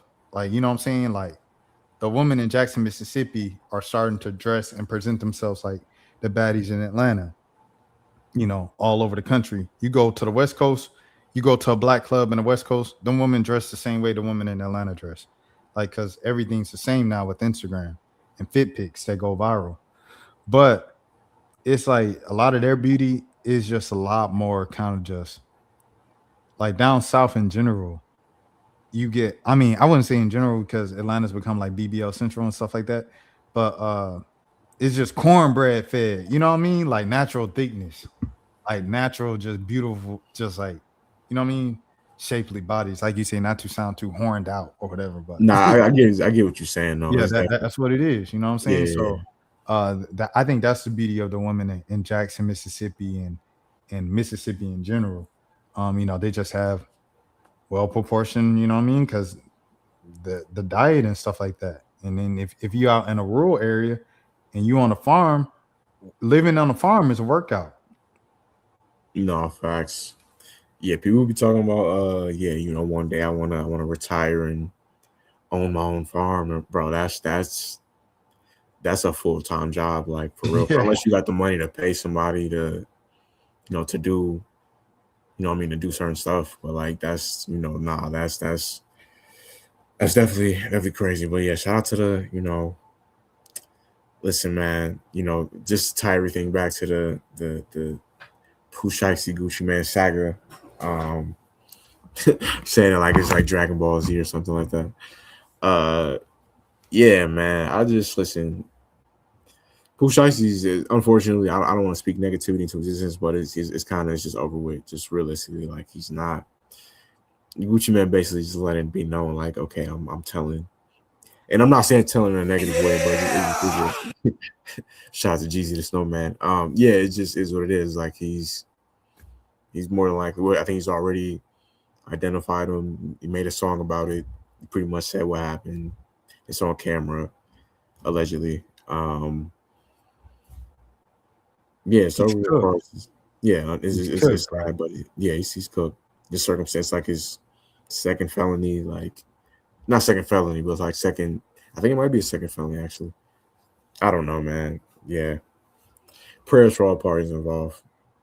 Yeah, I want to play this clip, and then after I play this clip, I want to play another clip that I've been wanting to watch. But I wasn't gonna watch it at first, but I feel like it's in the same genre, so I'll pull it up in mid pod or whatever. Here goes the famous clip from Gucci. I fought with Michael, we don't do that. We don't snitch on niggas. We stand down for ourselves. Like, if I gotta go, I'm gonna go. I done went before. I don't want to snitch on nigga to save nobody's life, not even my own. I die if I snitch on nigga. That's on my mom. I fought with Michael, we don't do that. That was the clip, like you said, obviously another point in time from. Yeah, I was gonna say, like, I get what people are saying, like, but yeah, it's like 20 years ago. Like, 20, like, you know how much can change in 20 years, like your perspective on, especially like how many times he's been in jail in the last 20 years. The last time he went, he had to do like the 3 years, and everything before that is just, I don't know. I'm not about to hold this dude to how he was when he was like 25, 26, when he's about to be 50. You know what I'm saying? Very valid point. Very well said. Have you ever heard of this Seti Nash dude before this week? I think this week. I've seen his name like a few times before, like on the internet, but like I be feeling like some of these dudes is lying. Created players, like where did y'all, where did y'all come? Like, I don't know, like certain dudes, I be seeing these dudes on just pop up on like my TikTok feed. They do like, I don't want to be disrespectful, but it's like hip hop gossip, basically. Like they're always talking about stories. But here be the thing though, for me, I'm gonna tell her like this. I'm so tired of like, cause you got some real ones, right? Like I love Mexico Joe. And shout out Tony Snow, Eskimo, you know what I'm saying, Back to Marietta and stuff like that. His new tape, he has some great songs on there, bro. And at the end of the tape, because it's like the beginning of the tape, it was some turn up stuff. And in the middle of the tape, it was still more turn up. And I was like, dang, bro, like, I hope my boy, you know what I'm saying? Because the comments was like, Tony Snow falling off, Tony Snow falling off. And I was like, he ain't falling off. It's like he wasn't dropping as much as he used to. People used to him dropping 5 tapes a year, and he stopped dropping them tapes every month because he started going to production, making beats, learning how to make beats. He was focusing a lot on writing. He said he became a songwriter and started ghostwriting for other rappers. So, he was doing that. So because of that, he only dropped like 1 album last year. So that's why people think he fallen off, but he realistically just using his time in another way. Anyways, in the middle of it, I was like, dang, is Tony like, is he having a little low moment right now? And at the end, he came back up. I don't know why he buried these songs at the end, but it was like the songs with the best messages. Like, and he like really rapping, and it was less so trap and bouncy and turn up and stuff. And it was more like introspective, kind of sample based, a little more boom bap-ish in his own style. And I really loved him. I really enjoyed it. But in that, it's a lot of talk of with the real genre. I ain't listen to that gossip, man. Hardy boy gossip on the internet. I'll never do that. Da, da, da, da. It's a whole genre of those type of artists and those type of people, right? Somebody got to be watching these folks. Somebody, you know what I'm saying? Somebody got to be watching academics. We all can't be complaining about academics gossiping. We can't be complaining about all these blog dudes gossiping, and we just like, oh, I don't get into that. Somebody got to be watching. Oh yeah, that's how they go viral. I'm not even gonna say it, but a lot of you, like, if you certain, I've never sat and watched like an academic stream ever, but like there's definitely, I've seen clips come across my timeline that were funny. Like, he's definitely had some funny clips before. But yeah, no, they got people. I'm not saying they got bots or anything like that, but it's just like, I don't know. Academics, I've actually seen, like, I remember when he was doing the War in Chirac videos, I've actually seen him like progress over the years. With like certain other guys, it's just like they just come out of nowhere, like doing like the I don't even want to say these people's name, but like, yeah, like guys just come out of nowhere getting certain jobs or places, and then next thing you know, they doing internet gossip videos about, this rapper got robbed, this rapper got extorted, this rapper got slapped, and it's like, I'll go on the ledge and say this. I'll buy, you know what I'm saying? I'll jump in front of it for you, Talani. Everybody in no jumper. Yeah, I wasn't a Everybody fan in of no. I mean, but then at the same time, that's the West Coast. We not from the West Coast, so we don't know nobody out there no way because we from the South. Yeah, but like some of them is, I don't know. It's just nasty. Creative players. It's just nasty. That whole lane right now is just gross to me. Like the whole like, and I'm guilty too because I'll be watching some of them Trap Lord Ross documentaries, but like just that whole lane of hip Trap, hop. I ain't gonna lie. I be watching Trap Lord Ross. Like you said, sometimes I be watching Trap Lord Ross. But I don't feel as bad watching Trap Lord Ross as I do seeing something like this. And that's why I said I didn't want to watch it. And then I was like, but after we was talking about the whole Gucci Mane situation, I was like, he did do a follow-up video and he seemed like he knew the most information about the situation. So I did kind of want to see what he said, like in terms of like what the newest theory of what was going on happened and stuff like that. But I don't know where this dude came from, and it says Atlanta, Georgia. That made me even more look at him like, who are you? Where did you come from? Yeah, I seen him on the timeline before. Like I forget for what, but yeah, I'm not gonna hate on dude at all. Like I don't know him whatsoever or what he does, but there definitely feels like it's just a bunch of people that just kind of in the most recent years, like just kind of came out of nowhere doing. They call it hip hop media, but it's just you're only covering negativity. Like it's only rappers getting arrested or getting shot or getting jumped or whatever. Speaking of rappers getting shot, not to be funny, but So we going to SETI? This is why I went to SETI. yeah, we're gonna bring up fellow Metro Atlanta native Austin. Yeah, I'm not gonna joke about nobody getting shot because I never want. Oh yeah. My bad. Oh no, you wasn't. I just like the song. It's a classic song. Oh no. I wasn't saying you was joking. I was. Obviously, you wasn't. You was doing that. You was doing the ad libs from Bad and Bougie. Yeah, but I don't. I saw people. A lot of people making fun of it. Like, I just think we so desensitized. Like the idea of somebody getting shot because he survived. Everybody was just like, excuse me. Everybody was getting their jokes off about it. Like that does have to be even with the circumstances of owing somebody money, and that's not cool. But like getting shot in the casino is like a traumatic situation to an extent. Like that's not nobody goes to the casino with the plans of getting shot. It's just wild, bro. Migos is one of the greatest rap groups of all time. So to see at this point where this is where Offset is at. Like he's getting shot in the casino because he owes little TJ money. It's like yeah, it's just I don't know. It's just kind of sad to see. The whole thing to me is sad, bro, because like you said, Migos, they are one of our gifts.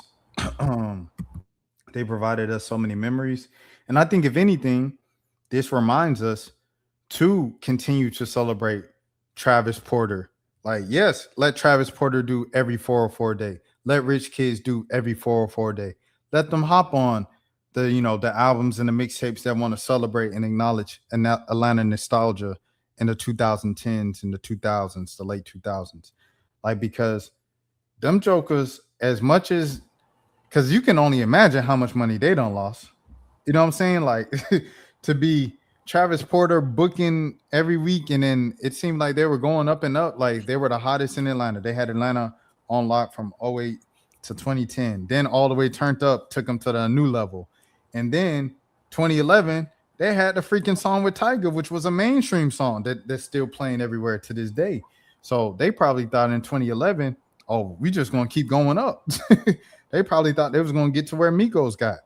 And then Rich Kids, they became the biggest in Atlanta. They obviously didn't become immediately as big as Travis Porter became on a mainstream level. But once, the kids who grew up on Rich Kids grew up, like Playboy Cardi grew up and then blew up and then, went back to sample them and show the world what we were listening to in Atlanta as kids.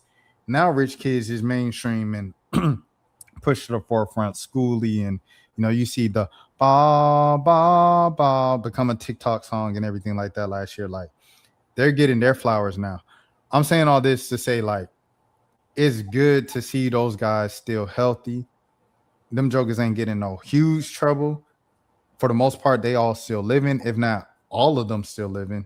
all the boys and rich kids still living. Caleb, you know what I mean? Schoolie, Jose Guapo, Shad the God, like they are all Casey the Beat Monster, the producer, they all still living and they all still thriving and stuff like that. That's what I love to see because they could have easily lost, their minds and their life and all that. And kind of they climb, rise to fame and stuff like that. Go ahead, Jelani, before you go next. No, I was just gonna say, yeah, no, I mean, it's you definitely want to see, like you said, like a group that's, I would say Migos is a top, at minimum, top 10 greatest rap group of all time. 10, that's low. I would say at minimum, like they're probably top 5 to 7 range. I say, all right. You want to do it right now? I mean, at least like because obviously we can't think of everybody right now, but we could think of the heavy hitters right now. I could pull up a doc, and we could talk. I was gonna say, yeah, because I gotta wrap at 11, but we've been doing these top 5 lists, and this is a good opportunity to do a top 5 list right here. So you got to go Outkast, right? We all agree with that. Yes, absolutely. Outkast number 1. Okay, now here comes the arguments and stuff. Okay, I'm saying Wu-Tang number 2. Wu-Tang, okay. I think for the sake of hip hop, and then what everybody did individually, Wu-Tang, they low key like the new edition of hip hop. That's a great comparison right there. I never thought about it like that, but that is, yeah, because everybody from New Edition eventually did like their own thing on like a high level too. Yeah. No, that's a fact. That's a great because I saw the reason it came up because I seen New Edition. I saw their show like last week. This is my first time watching a full New Edition show, and that was the first time I realized each member had their own hit. I never knew that. I was like, dang, they all got their own hits. Like I didn't know Ralph. I didn't know the Sensitivity song. I didn't know that was from Ralph. So I was like, oh snap, that's him. You know what I mean? Like Ralph got a hit. Songs I got a hit. Like they all got hits. Like they all have hits. And the most successful song out of the group, ironically, does not come from Bobby Brown or Johnny Gill. Is you talking about Poison? Poison's the biggest song to come out of New Edition. Oh yeah, facts. Poison is one of those songs. Obviously, it's an amazing song, but it's one of those songs I've heard so many times. I never need to hear that again. Yeah, but that's what I'm saying. Like, it's the biggest song to come out of the group, and it doesn't even have the group's 2 biggest members. That's how big the group is individually. So yeah, Wu-Tang number 2, I can go with that. All right, 3. I think you gotta. Me personally, I'm going Migos. I feel like low key, you got to say like, Run DMC. I mean, yeah, you go Migos, Run DMC. I go Migos over Run DMC, respectfully, and rest in peace to Jam Master Jay. There's nothing wrong with that. I'm not mad at you. We were singing Run DMC the last episode. You was. Yeah, no, for sure. You can go Migos. You gonna have the old school hip hop heads mad at you, but it depends on if we're going off. It's really just a thing of preference because, like, obviously we wasn't alive in the 80s like we done. That's a fact. But Migos had a run for 10 years. They did have a run for 10 years. That is a fact. You know what I'm saying? Like, it's like Bad and Bougie was their biggest song, but that was 2016. They had a whole 3-year run, you know what I'm saying? Of like, oh, stand to the left. Or stand to you know what I mean? Like, yeah, they had a crazy amount of influence. Like I remember when they came out, when dudes was wearing like they couldn't afford real Versace, so they would wear like the faux Versace sweaters. Like I had a fake Versace shirt, bro. I thought it was real. It came from it was a thing.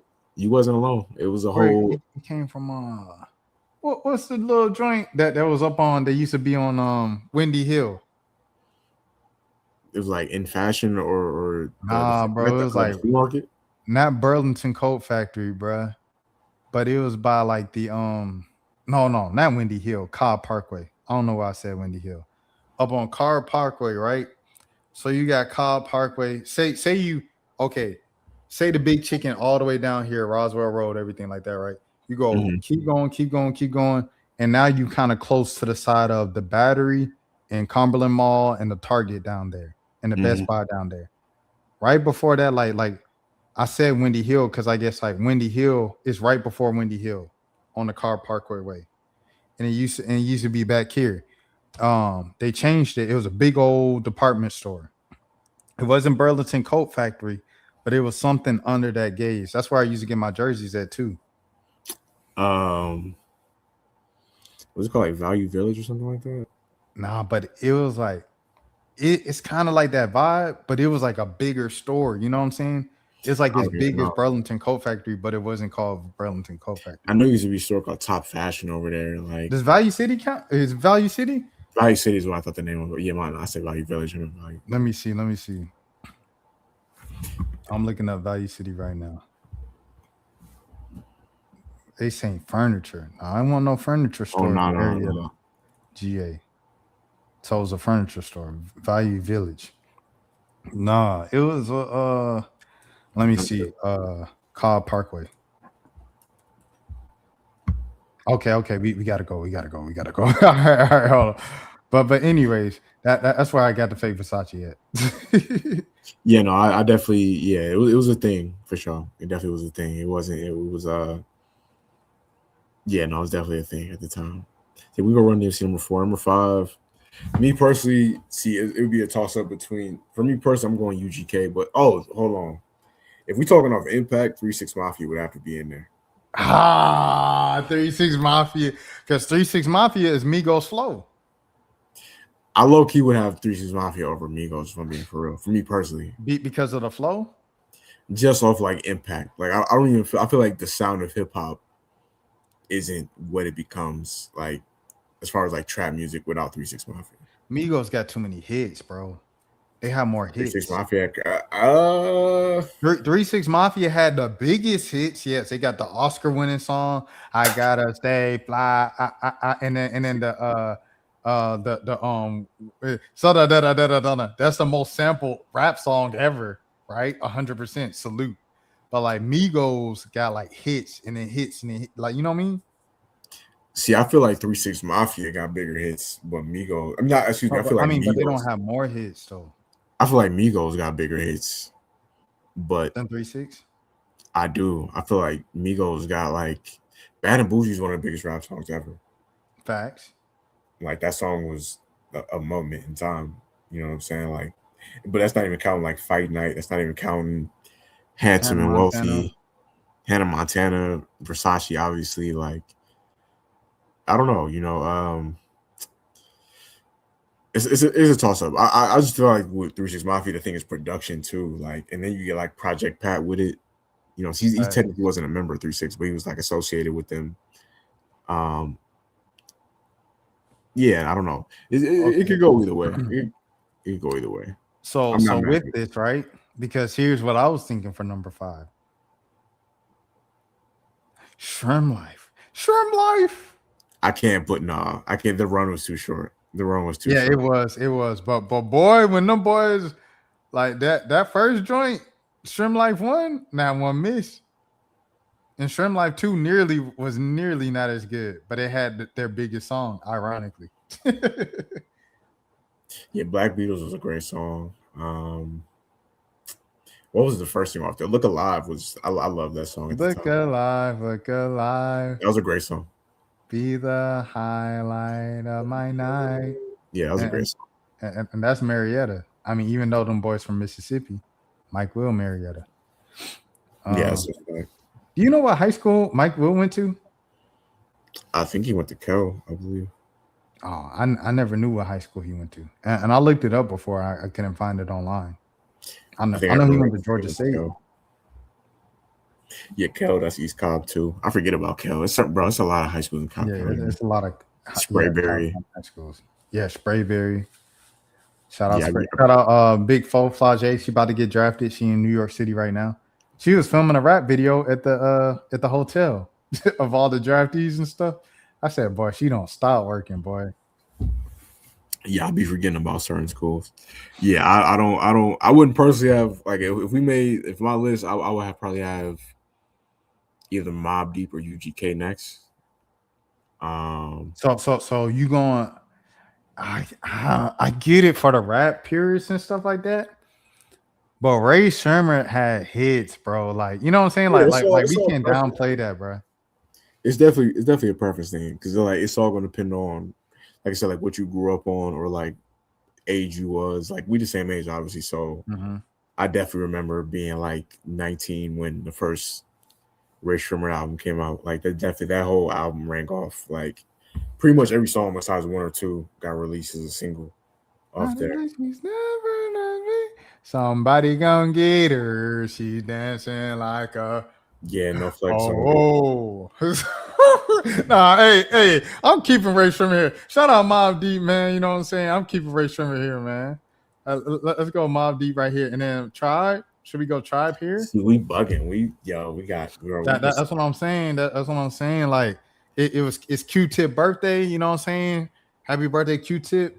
Ray Sherman, bro, you got them high, bro. I ain't gonna hold you. I'm respecting your ranking because it's for the list. You got them high. Hey, look, Jelani. We just typing names now. We just like it ain't the order is over with. Like we not even. We ain't got UGK on here. Like UGK. Oh my gosh. Okay, all right. Let's lock back in, bro. Outkast number 1. That's without a doubt. Everybody agree with that, right? Because they got the hits and they got the impact and they got the longevity. Right. Outkast number 1. Wu-Tang, they the most respected. That's New York. Birthplace of hip hop. Individual success, movie stars, everything beyond the rap game. Wu-Tang number 2. Wu-Tang. And in 2025, they sold out an arena tour. Like, what are we talking? They still to this day. Okay. Migos number 3. I gotta go Migos just because of how many hits they had, and then they ran it for 10 years. Like that longevity, nothing to sneeze at. A lot of these guys, they legends, but they legends for like 6 years in their era, 5 years in their era. Migos had a whole decade of hits, big hits. You know what I'm saying? So salute. Run DMC just because this is the basics of hip hop. Like Run DMC, like beatboxing, you know what I'm saying? Breakdancing, Kango hats. 10 years ago, a friend of mine asked me to, you know what I'm saying? Rock this way. They did the first rap crossover, like what they did. Right. My Adidas, like you have to shout out to Run DMC, bro. Of course. 3 6 Mafia, like Jelani said, they're just so influential with their sound. Jelani said he even put them up above Migos just because they influenced Migos directly, like the triplet flow that Migos popularized in the 2010s. That was all from 3 6 Mafia. Yeah, just you know what? Like, just go ahead and just type. You might just have to separate like 2 different lists. Like, real quick, but it's gonna be similar to. All right, I'm gonna put hold on.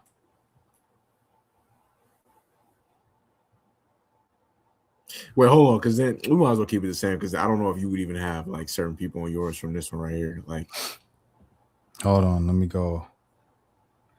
All right, so my list would be I'm gonna go Outkast, but see if we doing 2 separate lists, I got a different order. Yeah, go ahead and do your thing. We just do it real quick. I'm gonna do my order, bro. All right, cool. I'm gonna go Migos. I'm gonna go Ray Sherman.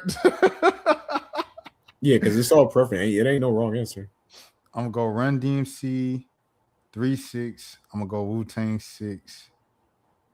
Mobb Deep, Tribe, De La Soul, and Fugees. That's my list. I'm gonna go there. Okay, that's a dope list. Okay, all right. So here's Jelani's list.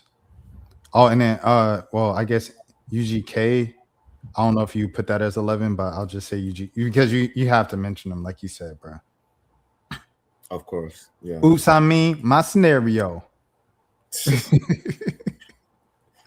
Go read a book, you illiterate. I ain't gonna say the rest, but yeah, no, I'm gonna have Outkast number 1.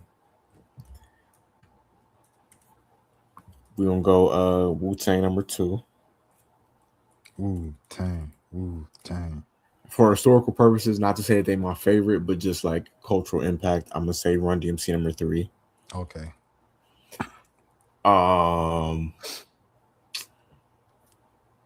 I'm gonna go Tribe number 4. I don't know why I couldn't spell Tribe Called Quest. Say what? I said I don't know why I couldn't spell Tribe Called Quest. I got Yeah. I'm gonna go 3 6 Mafia number 5.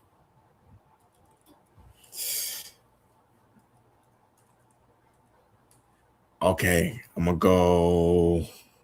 Just my personal. I'm gonna go UGK number 6. Okay. I'm gonna go Migos number 7. Okay. Last 2. Oh, this is tough. Just we going off personal of what I listen to.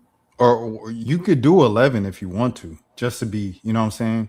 Okay, because I might have. Oh yeah, I gotta go. I'm going Mobb Deep number 8 for sure. Okay, Mobb Deep. Yeah, go Mobb Deep.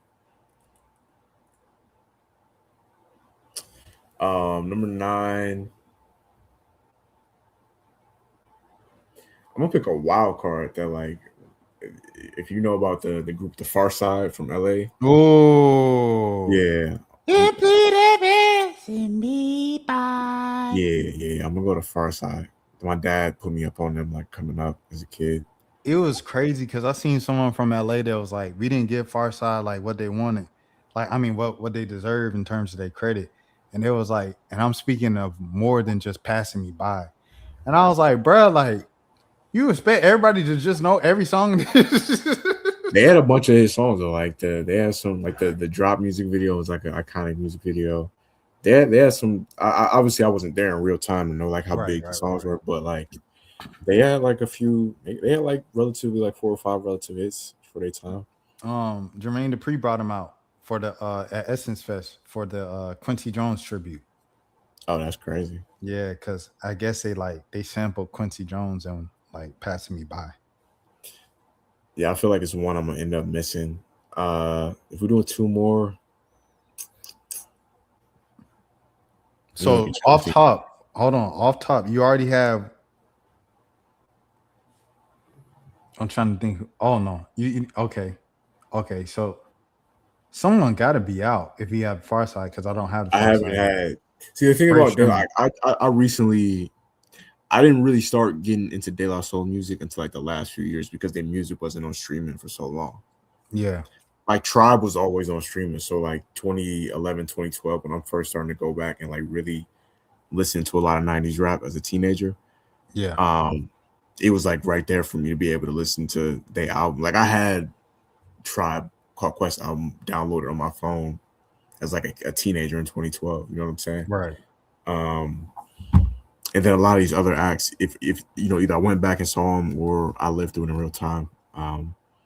Yeah, so last 2, I'm gonna say this is tougher than what I thought. Oh, I'm gonna say Goody Mob for sure. I was about to say, you know who we missing? Yeah, Goody Mob. Yeah, I got and we from the city. I'm so sorry. Good Sky High. Yeah, Goody Mob has to be on there. Scene that I never seen before. And I'm just thinking about personally, like for me, groups that was impactful. See, you can't count like Odd Future as a group. Like, no, that's what I was saying. Next week we could do collectives. So yeah, Junior Mafia, yeah, Rockefeller, all that. We could do that for sure. Yeah, the last group, I'll say De La Soul. I still like De La Soul's music enough, like that I would. De La Soul over Fugees. Fugees' run was short though. It was only like really one. They had 2 albums, but it was like only run one album that really had any impact, you know.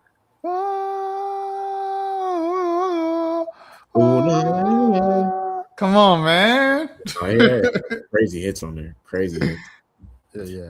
Shout out to Miss Lauryn Hill, bro. My mom definitely still has that CD. I ain't gonna lie, Jelani. This was a much better idea to like spend the last few minutes going up to 11 as opposed to like Seti Nash talking about how Offset got hit up by Lil TJ allegedly.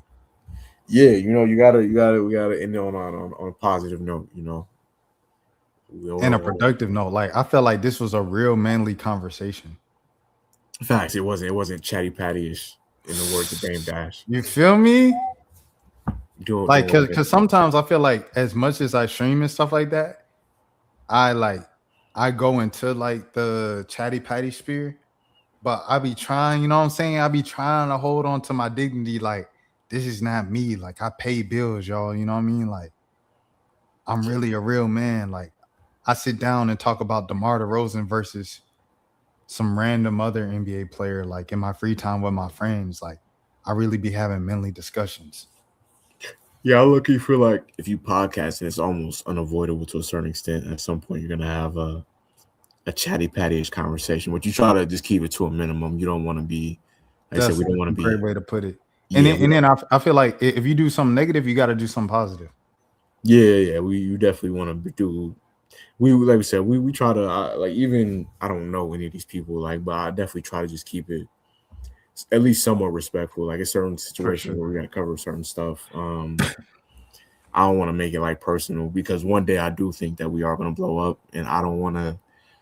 I don't want to have none of our old clips resurface 5 years from now. People being like, "Yo, remember when you talked about this person and then we end up meeting them?" The city is small, man.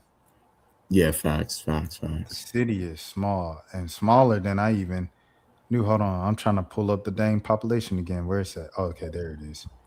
Yeah, city is smaller than I even knew it was. I thought it was like at least 2 million in the city of Atlanta, but it's only 500,000. I didn't even know that. So you run into everybody eventually.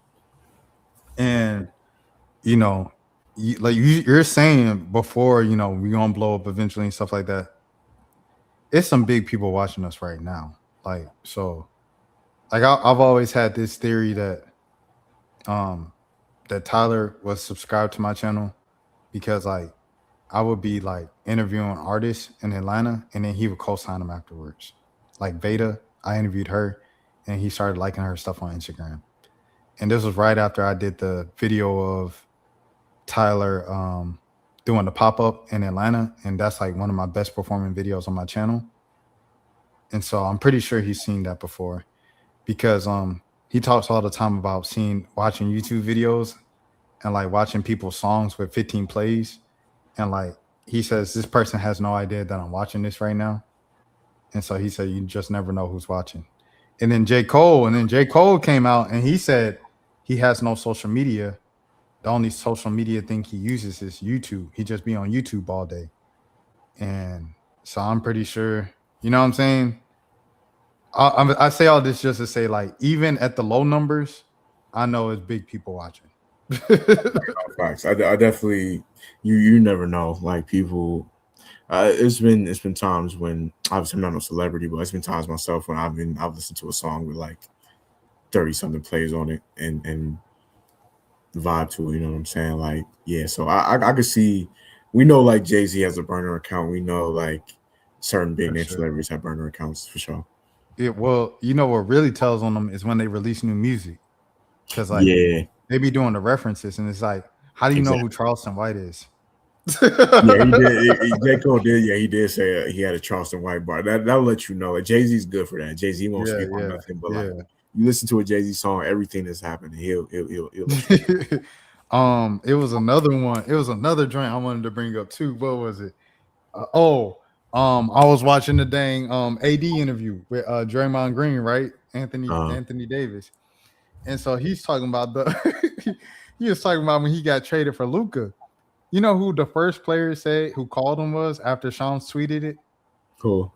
Joel Embiid. Joel Embiid was the first. Oh, that's crazy. It wasn't. And Joel Embiid, he don't be tweeting no more. Oh yeah. So Joel Embiid still on Twitter heavy, bro. That's what that confirmed to me. Like people might not pick it up like that, but I'm like, I read in between the lines. Joel Embiid be on Twitter, bro. Still. I do the same thing. I barely tweet now, but I'll be on Twitter all the time. Like yeah. Because remember, Joel Embiid used to be Twitter. Yeah. And then it was like he stopped tweeting, and like when people stop tweeting, they be making it seem like they too good for Twitter. With that, nah, he be on Twitter, bro. Oh yeah. No, folks definitely be on the low, like trying to hide. But yeah, the celebrities be on there for sure. Playboy Cardi checking out the timeline. Oh yeah. They see everything. They gotta act mysterious for the marketing purposes. Well, all right, man. Let's close it down. Pretty good 2-hour pod, man. Without Mo, like we held it down, bro. I ain't gonna lie. Yeah. No, we did our thing. Shout out to our guy once again. He'll be back next episode. with his vacation recap. But yeah, you can follow the podcast on Instagram at the 1 a.m. podcast, and then on TikTok at the 1 a.m. pod pod. Follow me. I mean, I don't really be on Twitter like that, but like underscore Jelani. Oh, follow me on do it. Follow me on X at underscore Jelani, 2 underscores at the end. And yeah. No, for sure. And as always, man, y'all make sure y'all sub to the 1 a.m. page on YouTube. We had seven views on the last joint. So I mean, salute to them 7 views on the Ragers episode. You know, I think it was a cool photo and stuff like that, the thumbnail. So shout out. We making a little move, you know what I'm saying? We making some moves, man. Let's get to 20 subs on that page. We're gonna see what happens. On this page, I'm 30 subs away from 8,000. So I'm gonna try to get 30 subs this weekend. I'm just letting y'all know I'm gonna try to get 30 subs this weekend. We'll see how that goes. But yeah, man, y'all just keep following along. Mo will be back next week, full crew back in effect. But Jelani, I appreciate you holding it down this week. And until next time, man, y'all be easy. We'll see y'all next week.